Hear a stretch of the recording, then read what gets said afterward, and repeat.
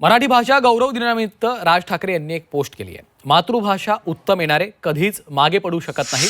समाज माध्यमांवर मराठीत व्यक्त व्हा असं देखील आवाहन तरुणाईला मनसेअध्यक्ष राज ठाकरे यांनी केलेलं आहे। मराठीमध्ये ब्लॉग आणि पॉडकास्ट सुरू करा असं देखील आवाहन राज ठाकरे यांनी केलं आहे।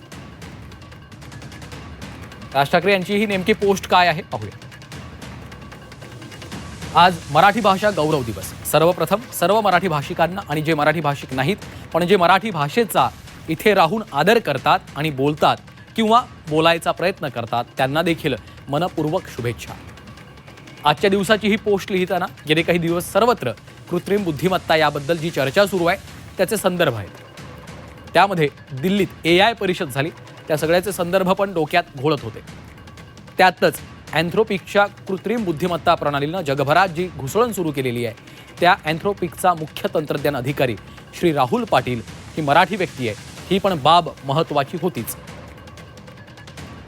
या निमित्तानं कृत्रिम बुद्धिमत्ता या क्षेत्रातल्या लोकांशी चर्चा केली, त्यांचं म्हणणं समजून घेतलं आणि त्यातून जे जाणवलं ते आज मराठी भाषा गौरव दिवसाच्या निमित्ताने मांडत आहे।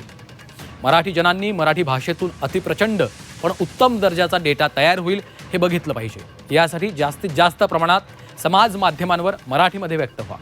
तुम्ही ज्या क्षेत्रामध्ये तज्ज्ञ असाल त्याचे मराठीत ब्लॉग सुरू करा, मराठी पॉडकास्ट सुरू करा।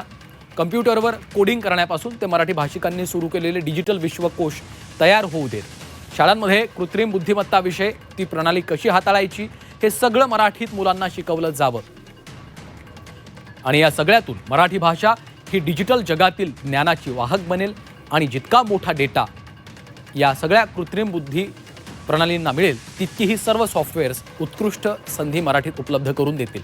आपण मराठी भाषा आणि मराठी प्रांत याच्या सार्वभौमत्वासाठी आवाज उठवत आलो आहोत। आता या कृत्रिम बुद्धिमत्तेमुळे मराठी भाषेतून ज्ञान मिळवण्याबाबतचं सार्वभौमत्व मिळवणं शक्य आहे। ही संधी सोडू नका। समाज माध्यमांवर मराठीतच टीका द्वेष पसरवण्यापेक्षा नवीन सकारात्मक माहिती टाका।